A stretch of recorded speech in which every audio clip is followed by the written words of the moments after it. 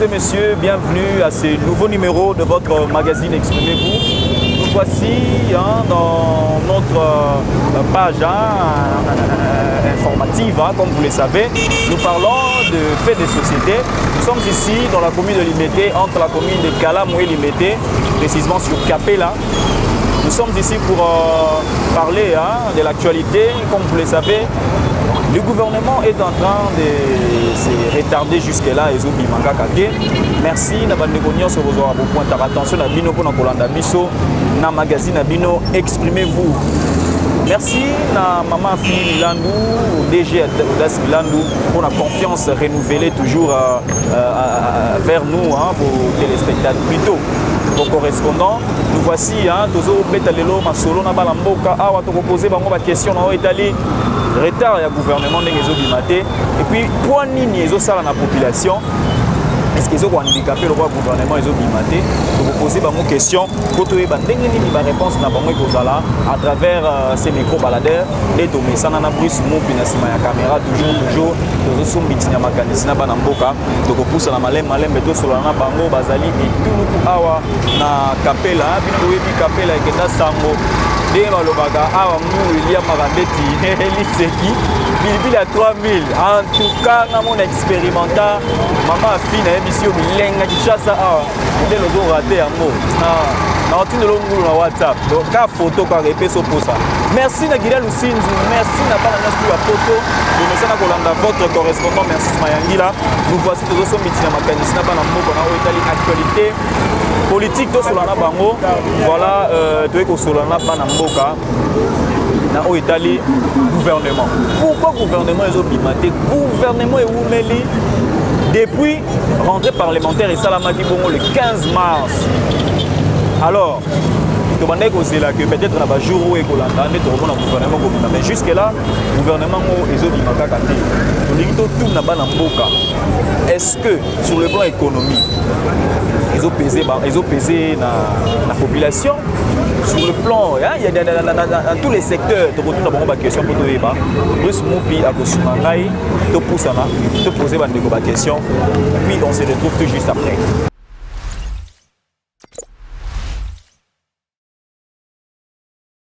Oui, Bruce Moupi, tu es au coup de papa Azaliawa, papa, comme on a ni Yebisa Biso. Pourquoi pour nous, aux hommes en Inde, et c'est un combo na yo, partout dans le monde, et ça biso dans le combo na yo, combo nangai, Jamba José.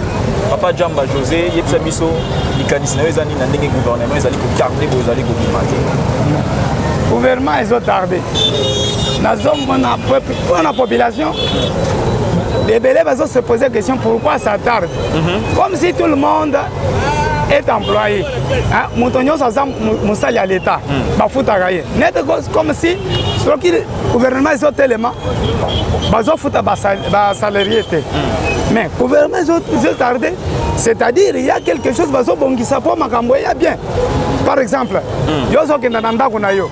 Olobike oyebisi mwasi na yo. Saladar na zambango mbango. Yelanga biloko akolia. Ce qui dans moins d'une minute a eu lieu bio kwa kolia. Mutuno ko tuna oye belito e belité. Ko tuna ngwana te. Tango ko pese bio kwa no kolia parfois oye belité. O so lambaki kala to eza ya lelo. Ebisi anasina lamba osama yelo kanisa ki déjà na soya. Mais ce qui gouvernement bi makanda mango mango. Olinga tolo ba ke président salaki na gouvernement o na poche. Ndengani ni ebimi kaka dar bo. Puisque ils ont pas parti politique belé, il faut qu'on contacte. Puis ils ont pas conditions. Est-ce que les conditions ne sont pas réunies pour que le gouvernement dise il y a un autre zozela. Ce qui est mais Belgique qui est un pays plus riche, mais plus organisé. Le président de la République a ça pendant la bataille militaire. A-t-il qu'à juste tout le bagage dans 2 mois, 2 ans et quelques. Pourquoi le président ne s'agite pas? Nous, population, que lui avons donné les mandats. Le président nous agitons. Mais Bisson ne faut Bisson ne s'agite pas mandat. Il y a 5 ans et aussi 5 ans. Ce qui 5 ans ici, c'est son histoire. À se tracer déjà l'histoire. Ce qui peut renouveler. Beaucoup de Congolais se disent qu'il n'est pas voté. Oui, s'il n'est pas voté, il est Nzambe. C'est-à-dire, quand il est Moko, à commission, il est sous.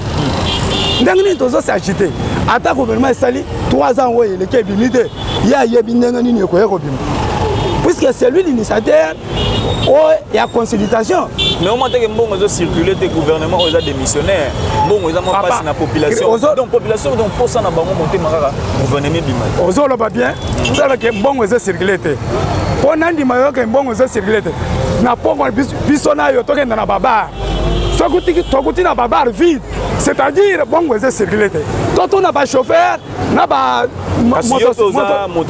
motocycliste c'est pour cela que je vous pose la question toto na ba chauffeur soki bantu bazo kota na mitu kate bon ils ont tambola te soki ba chauffeur bazo mema bazo verser soki na baba bazo teka brasserie so ibisa na zo teka mikolo ete c'est-à-dire bon ils ont tambola olingi bon tambola ngeni hein. Voilà, les messages sont sous peut-être dans le Bandeko Baolanda. On est là au monsieur sur le Lobo. Aïe, nazoï la population, oh yabiso. Vraiment, c'est le gouvernement. Ce qui est bimi, montona montaso qui fait na musala na yo ya salaka. Il y avait un président dans notre pays qui a voté l'article 15, débrouillez-vous. Nous, les Congolais, nous sommes les débrouillards. Nous nous débrouillons toujours. Si c'était pour la police... Ils dépendent du gouvernement.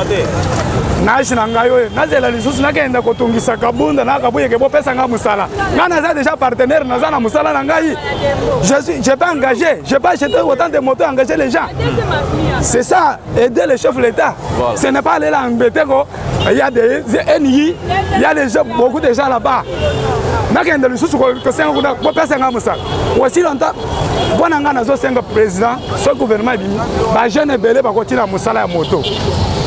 C'est-à-dire par manga Moussala. Moussala, a l'opportunité. La police et les soldats et les militaires. Bakenda na Moussala et la police. Bakenda na militaire. Tous agressés kuna. Ceux qui sont pas militaires rebelles. Bon, on a vu ça à Monen. Bachette nyonso, bazo salani. Kokanga bango. Bakenda Moussala qui soldats. Bamsou bakenda la police. Comme ça, Kolune Kosila. Quel qu'on a aussi le cas à Bissomo, qu'on a jeune à Bissoba, Bissoba papa, tu na moto. Voilà. Bruce Mopi, tu l'as dit papa. Éviter à dans la rage, le biguet. Ils ont quoi balambeli biloko na ndaku, balambeli papa biloko. Ce qu'on a pressé, biloko ane bela malamu. Est-ce que ça réponse au peuple congolais bien nous avons posé la démission au c'était nango question mark. Donc on pousse à te poser ma question na bande Mususu. Merci papa la ndengo disponibiliser qui t'en a yo. Merci beaucoup. Donc pousse à te bande Mususu pour que tout soit mitina makalisi. Voilà. Voilà Bruce Mopi, toujours continuer toujours dans micro balader na biso. Tu es kokuta na lisusu na ndeko moko yepe ya kopesa ye makalisi na o etali sujet na biso moko la lelo. Pourquoi le gouvernement ils ont tardé jusqu'à présent pendant que la population a sur les lanzala, ma ezate, courant ezate. Donc, ezate ya nini. Alors tout le monde ndeko awa kombo na onani pesa biso likanisi na o etali sujet na biso moko. Abenga na kombo ya aussi. Voilà, quartier Mombele, commune limitée. Voilà. Bon, la situation est passée dans Mboga Nabiso, vraiment ils ont passé. Vraiment ils ont passé. Nous les Congolais, vraiment, toujours souffrir. Toujours souffrir, ça va si basé. Bateau, Bazali, responsable de la mission Mboka. Bazo ko gérer biso te. Et bazo ko gérer population te. Ceux qui doivent continuer à vraiment ils ont passé. Congo est baby, Congo est comme salité, donc rien ne marche. Donc il faut que le gouvernement et loko ya malonga et kosala na Congo ya malonga ezate muto na ba politicien surtout au bazar en assemblée nationale au ba député au ba ministre au ba muto azana souci ya peuple ya zalakati. C'est un vrai Congolais tilelo na ajonga na komi au biso to ba na époque Mobutu. Génération en génération, il y a conditions, donc rien ne marche. Tu as un souci que non, pas tant moussa, on a un dengue singeli, base en souci à peuple. Base en souci à peuple, pas bon, c'est la vie sauvage là, pas bon, ça. Vie sociale, pas bon, ça. Pas boulot, tout cela. Mais il y a quand même bon, il y a quand même malé, malé, mais total rappel d'abord.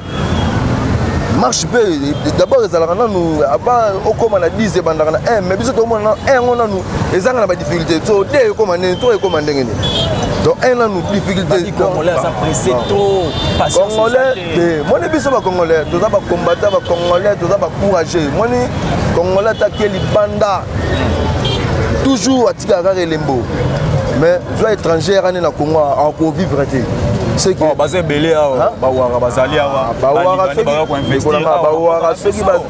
soki bazala wa parce que bambongo na bango utaka déjà libanda hier renfort au Congolais abanda ko souffrir na mboka na ti à se débrouiller pe à s'organiser na moi mukeka na mboka na ye bawara na ko na bango te mboka na bango utaka libanda intérieur mboka na bango baye batongi ba maison na bazando na tout cela bambongo utaka libanda souci na biso ba Congolais za rane vie sociale bonga ba bongisi moi entreprise mike ezali na kata mboka babongiseli bato tout cela makambo evandi kimia même si ata gouvernement ebimi makambo emarché kaka malamu te ata bomisi gouvernement suite nango ezali toujours à des autres toujours à des autres mpona gouvernement ate ebimi nango bayebaka nde kobongisa tala panda kongo toujours tosimultipliera toujours kaka gouvernement bima tozalaka toujours bouclage tovanda moke au couvre-feu tozala au corona tozala au cachine moko donc tovivra toujours na baproblème si problème zolanda mpo makambo esila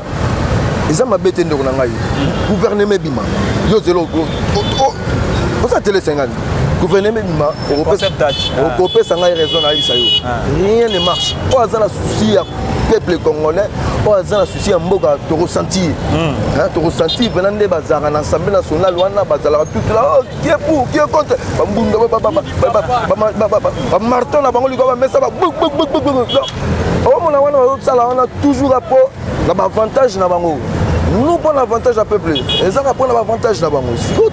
Tout le monde a des provisions côté congélateur au fond au kangabo congélateur et kangamati. Provision la provision. Ndakuna est en raté. Voilà. Au côté là de le pan no bangi. Merci beaucoup pour nandengo pesibiso pe likanisi nayo. Ndoko pousa nayo peto sola nayo. Soko zana likanilo ko musu ya ko bakisa pousa na boye. Brice Moupito Zwandeko, mbote na yo kombo na onani nga kombo na nga Espoir Mongo. Espoir Mongo, yebisa biso le gouvernement ils ont retardé pour na yo ils ont pesé sur population. Est-ce que ils ont une répercussion moko na ndenge gouvernement ils ont bimaté parce que population azo là a commis impatiente azo la gouvernement et bima parce que moi il passe courant exacté donc vie sociale dans l'ensemble dans la globalité rien ne marche. Mais ça biso likanisi na yo, mais ça biso na kombo na yo na bande ko bazolanda yo ko pesi likanisi. Nga kombo na nga Espoir Mongo. Nazo ça y déjà kombo. Voilà. Nazo pesa déclaration na nga concernant ndenge gouvernement ezobimaté. Vraiment tokoki ko vivre na modèle auto. Hein? Attends na pays mususu ezalaka penza boye depuis que le président est en place. Depuis à côté na bokonzi ti lelo bozela bakobimisa gouvernement lobi bakobimisa lelo ilukamba na gouvernement oyo ezali gouvernement oyo ye moko aboni premier ministre na ye azopona ba ministère oyo ezali aye régalien ozomona cela veut dire que il y a maintenant makambo na maboko na ye mais pourquoi vous ose s'impatienter alina pona la bino batamalamu papa biso batu nyonso tu oyo azocha wana tozana bango posa te tozoluka nde mutu oyo aza souci na peuple bato nyonso oyo azotiana baza bakabiliste bozomona bazotravaille uniquement mpona avantage na bango bazotravaille uniquement mpona bien-être ya bana na bango so totali bien bato nyonso tu bazosala na nani na gouvernement kuna bana na bango bazalaka na RDC awa te bana na bango baza na baétranger bazotanga na bapoto baza awa te alors que biso bato tozovote bango tozopene à tout moment courant eza te mai eza te ndenge nazo biso boye kobima na bimi lelo mpona ya mosala na sokoli te mai ebima te mpa na biso une semaine yango nakoso te okeluka mai te quand même oza na makasi te naoki olukela yango wapi bape mwa moketi soki oza lilo naoki olukela yango wapi vraiment c'est mieux que babimisa gouvernement bapublier gouvernement toyeba qu'est-ce qu'il faut faire jusqu'à maintenant dollar ezomata kaka ezokita te. Est-ce que le gouvernement a résoudre le problème? Normalement, il y a des choses qui sont le gouvernement qui est là. Donc, on est là. Donc, tous les gens qui ont réglé ma question. Le gouvernement est bimé, n'est pas Kabila. Tous là, le gouvernement est bimé. Toye, et le gouvernement est-ce que Ndeko, si quoi vous avez espéré quelque chose? Bon, tous espérer quelque chose. Pourquoi Fachi n'a pas de souci à peuple. Fachi a un souci à peuple. eloko oyo ye abandi nano kosala na baoyo ye azotravaille na bango ezolakisa biso normalement ke aza na souci ya pepe mpo tala nanu supposons situation nani ya Camere bakangelaki ye mpo na nini ezalaki mpo na makambo ya mboka mpo na mbongo ya mboka ntango ye azobimisa mbongo ya mboka mpo etravaille na bien-être social ya nani ya RDC bango alors que baza uniquement mpo na kointercale makambo wana eke liboso te ozomona ndenge donc ye aza lisu likolo ya lisu azotala nyonso wana ezosalama c'est-à-dire ke aza na posa ya peuple na ye Faci peut tout changer donc tozo espérer aza capable ya komodifier makambo nyonso to aza élu du peuple donc on ne peut pas commenter sur lui. Tozana oyo commenter te makambo na ye oyo azo proposer pour na RDC tozomona on a misu. Tozomona. Voilà, il ba suka o ozana ngo que peut-être bandeko bazolanda yo, likanisi yo kozana ngo par rapport ya bandeko no suka musu bazo la kaka gouvernement et makanisi à survivre. Likanisi ngai na kopesa na bandeko na biso ba olanda ngai patience et botaka mbuma malamu. Patience et bota mbuma malamu toza la pressé te du fait que toza pressé tokoki pe ko paniquer le premier ministre en place ozomona akwa ko risquer azwa raison kima on a démissionné bonne na bandi ko ka parce que son disant ngaki a démissionné vendredi toza la patient ba organiser makambo tout est bel et bien wana nde tokozwa na ni résultat ya bien na gouvernement ya sika o tozozela. Voilà, impatience c'est ça pena mapi. Voilà, merci beaucoup na pingo pesi biso les candidats. OK, merci. Voilà. Brice Moupi na ebité tozokoba to sombiti na makanisi na bandeko na o etali actualité parce que papa mbote na yo mbote na papa to moni oza papa ozoluka oza na moment ya koluka mbongo mais to ebité gouvernement lelo ezobimate pona yo ozokanisa nini est-ce que ba parti politique kuna ya chef de l'État na o basali na mongo coalition bazo kana te na makambo etali union sacrée to pe ezali na eloko moko ebomba mina sima. Bon, s'il te plaît, tant que papa na bino na kami kon samingi na makambo etali politique. Bon, ce que ezali esengomingi pourquoi tundima tumaki lelo papa tete la du pouvoir. Biso pe to sepeli ke asa on sait pas na biso. Abongisa vina biso abongisa biso seto na kimia. Ko comme la qualité na ngoni.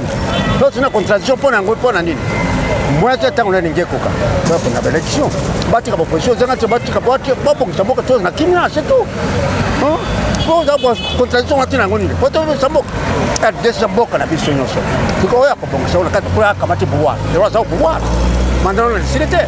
Na mada o atipe mdo bongisa mboka to bongisa ngone ngani na kati na différence na kati na division boka ko bonga te tuma basanga ba yokana ba bongisa biso ba boka na biso ba to na kimia boka na kimia te il y a au pouvoir de l'eau na chef de l'État ça y est ça y est ça nécessaire ba bongisa ba solo là c'est parce que yango pe siko to na motuna est-ce que gouvernement o etango les autres bimate Bozana bozo c'est là ils ont fait ça bino passi na ndenge zo bimate non ndenge zo mato pas ça biso passi et moko en tant que chef de l'État za wapi aza comme on a dit pourquoi ça ma casse pour gouvernement bima tout ça va peut-être va pas ça moko na na kimia l'essentiel asra ma casse il est mon dans le tête le gouvernement. Voilà. Merci beaucoup Nanengo papa pesi biso likanisi na yo to sepeli mingi. Voilà, Brice Moupi papa pesi biso pe likanisi na ye to sepeli mingi to pusana de bité ndeko de kokutana na papa lisusu oye papa da so likanisi na ye papa yebisa biso likanisi na yo ezali na ndenge le gouvernement ezomumela parce que le population zo kanzala ma ezate ku ezate vie sociale mobulu donc likanisi na yo ezali nini bandeko bazola na télé. Likanisi na ezali boye. Mon président Félix. Fa pona ba sérieux. Après la fantilité to voigner na mboko yo la fantilité va digito ko na bambo na poche alors ba mitoko na plaisir gouvernement ça 4 mois na plaisir et vous me la gâte bon pour ka c'est bon bilobela non tout comme makambo wana to zila mutu mara no to mela mai makambo zonga bien mais va tika blocage. OK. Donc pour yo lelo Félix Tshisekedi bazo bloquer bato azana bango peut-être parce que mona no ya malonga te o ko travailler na bango na gouvernement. Ngai na bina yo foka bato bato moko sérieux. Ezate ka yé papa la poche. Soka bato sérieux ba yé. Moi ko bon. Merci. likanisi na les années papa na bato ndenge bazo s'impatienter bato ba na impatience le gouvernement tout ça la calme mais c'est sûr tout ça bato sérieux surtout bato sérieux quoi abuse gouvernement mais sérieux on peut comment l'omita bon merci papa ça a de chance muta ça là mais oye baké ça sérieux ou pas voilà on peut ça chante comme ça là on va tout le monde bien mais tout ça la pression on peut la moine qui on a la radio moi elle a me sonné on a la gagné merci beaucoup papa la Ligani et la télévision oui les gars la télévision concept touch télévision voilà Bruce Mupi tozo koba bandeko bazé belé bazo koba na kopesa makanisi na bango mais mingi ba vite tozo so bandeko bazo lobaka que non pourquoi tozo s'impatienter papa likambo lobi awa lobi que aventurier ba lekito ba to travailler pour na ligumu na bango pour na propre intérêt na bango est-ce que ça solo question mark ngana za na journaliste au milieu du village na voyé ko affirmer ba makambo société mais population de azo pesa yaye likanisi na o etali sujet tozo lobela na mokolo lelo tozo ko bato za lisusu ba via bandeko mususu e ko ngai azali jeune ye personne na likanisi alinga pesa yaye makanisi na o etali retard ya gouvernement ndeko ba bengi na kombo nini pesa biso likanisi na o etali retard ya gouvernement pona yo zali ko penser ni ndenge de gouvernement zali ko se retard. Bon, premièrement d'abord comme on a Arnold Kasonga. Donc, Naza étudiant, étant que jeune, Nazo pensé que peut-être que Bakoki ko organiser makamon malam pour nabiso pays. Pour jeunesse n'est là que nombo kaizal. Donc sans jeunesse mon boulot fort. Donc pour moi je crois que ndenge makamon salami le chef de l'état pour kanisa biso pelo ko mo boulot. Pour jamais bakoti la biso ka bongo. On s'attendre dans les gouvernements et autres parce que dans un ministère moi bien ministère de la jeunesse le biso ba jeune nous avons des difficultés à s'en sortir on a eu les candidats nous s'attendre ni dans le gouvernement et puis dans le ministère où est les biso ba jeune non mais bon selon le ministère où est les biso ba jeune donc il faut pas réagir bah ça là de toute façon que non biso ba jeune se retrouver tous en avant encore où ils a capable de payer pour la Moussa. On va penser à chef de l'État pour la biso. Donc, selon Ngaï, il faut qu'un ministère de la Mouka. Donc, et puis, Yebisa Biso, les candidats, ils allaient dans l'Italie, retard au gouvernement. Bon, pour un retard au gouvernement, na côté à enseignement na makambo misusu et kangi déjà makambo ebele. Kangi déjà makambo ebele parce que na province tanga ti le lob enseignement ba futa minoté. De tout ce qui total les apports na retard ya ministère tellement que ba poster noté tellement que ba pesi no ba poster té ya wana. Donc dans le roi ministère eza démissionnaire moi ba mo pe bima. Moi pe kuna pe bima ezate. Province de façon que na kotanga kombote no ki opesa gouverneur akuna ba problème mais na province tanga ti le lob enseignant ba futi bango noté. C'est un peu bizarre. Donc il faut pas ça là tout. C'est bien qu'à ba luka ba to qualité bien à quantité mais il faut pas ça là tout et bima parce que payer kotambola sans gouvernement. Oui. Pour la ngana mona ki ngana soto pe to basi ba démissionner qu'il faut pas ça tout balongwa. Tiko so batiki bango ba continuer et là qui c'est ba intérêt eza na kati. Ba intérêt na bango eza na kati. Donc il faut pas ça là tout. Ba officialiser makambe sile ke nango show. Oui, donc pour nangé za là. Vous dites que quand vous olo ba ke makambe sile ke nango show. Vous pensez que quand vous olo ba ke makambe ke de show et que gouvernement ngo so ba sali pe mbambu et bimi ba to peut-être on va s'attendre na bango te. Bango nde ba yeko diriger libiso pour diriger biso sur le gouvernement et que makambo izaki na kala ezongi le souci. Alors ceux qui te viennent encore poser question malgré tout na yebi que ba téléspectateurs nde bazon ça na ba commentaire. Gouverneur Wazala Liboso, Alonga depuis Datine. Premier ministre. Premier ministre, pardon. Alonga depuis Datine. A démissionné Datine. Alors, Tisika, Bazo Sala, Nin Bazo Zela, Nin Pona ba aligné gouvernement Moussou.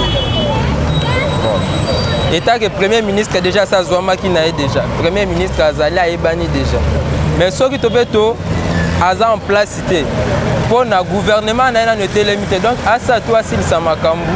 Makambu qui est de toko continuer botin, motalongo na poste mais azo sala en entendant. na Congo nyonso ebandaka na on entendant metikalaka bolubela on entendant etikali Daniel on entendant etikali Francis on entendant kabul donc il faut basa tout ba officialiser makambo question monsieur ça ouais question monsieur ezali ya suka tant que jeune on s'attendre ni na gouvernement parce que tous avons un ministère moko ba bengi ministère ya jeunesse on s'attendre na nini le jeune peut s'en sortir au moins passer awa surtout na Kinshasa pas surtout na Kinshasa mais na Congo voilà na Congo na Congo parce que il fait ça ka misala nango na biso nde tozalaka er mopeza na monde ba recherche et ate que non na finga bango toni mais il faut pas bazala pe na ki souveraineté na bango état que obini gouvernement ministère à jeunesse voilà état que ministère à jeunesse il faut ay bandenge na ko assumer ba responsabilité na parce que ce te velo to lo ba que non capital ba jeune ba mi pesi na nzela ba bangi na banini par rapport aux appels faute ya ministère na biso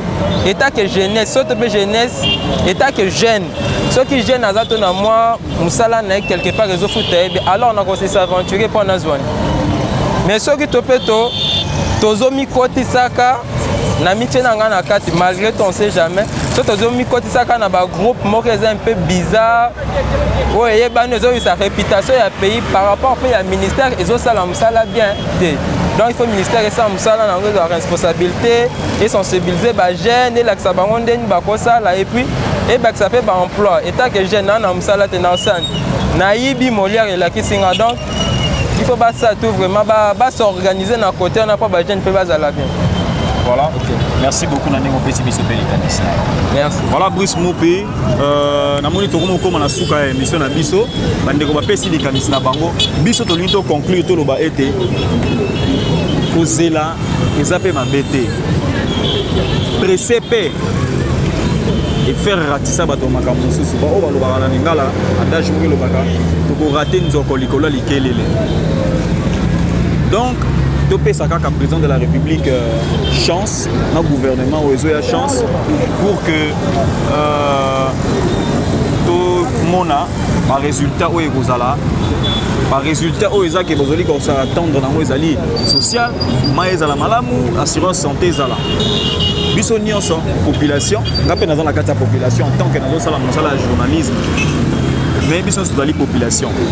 Merci na bande gonion so besoin qui parcours ya kolanda émission na bino exprimez-vous tozala ki bongo awa na kapela na ngambo bongo ya quartier Mombele na commune ya Limete ngambo mosusu kuno ezali na quartier Yolo na commune ya Kalamu nde toki kosolola na bandeko na o etali actualité politique o sololi na bango na tali retard ya gouvernement. Merci na bino pour checker attention na bino pour la Rolande émission oyo merci na Bruce Moupi talaka to kitara na e penza pena mingi sur terrain te mais lelo le dit na moko na kita kapela po wali solo ngulu papa olia ngulu te. Merci na Guinée Lusinzu na ba commentaire na yo ya kitoko zo komara toujours depuis Afrique du Sud. Merci na DG Odas Milandu. Merci bongo na Jires Bakassa yo la ninga en direct en Allemagne. Merci na maman Fi Milandu pour continuer toujours ko booster biso pour que musale kende kitoko et que etambola malamu moko sona ne sala pe moi bien autant de soni bongo to bongisi pour que musale za la bien. Que so tal biso pega na miss bongo to bongisa te. Voilà. Musale etambola ande bongo. Merci na bandeko tout bolandinga partout dans le monde. Bolandinga na Australie, bolandinga na France, bolandinga na Belgique, bolandinga na Sri Lanka, bolandinga na Nicosie na Chypre partout. Sengo na ngai ezala toujours sur nazali boso caméra ya monde musala na ngai. Merci na bandeko pe bo critiquer. Merci na bandeko pe bo pesa ba conseil. Numéro na ngana loba ezali plus 243 81 410 12 50. Merci de kutani bongo na mokolo e Kolanda. Bye bye.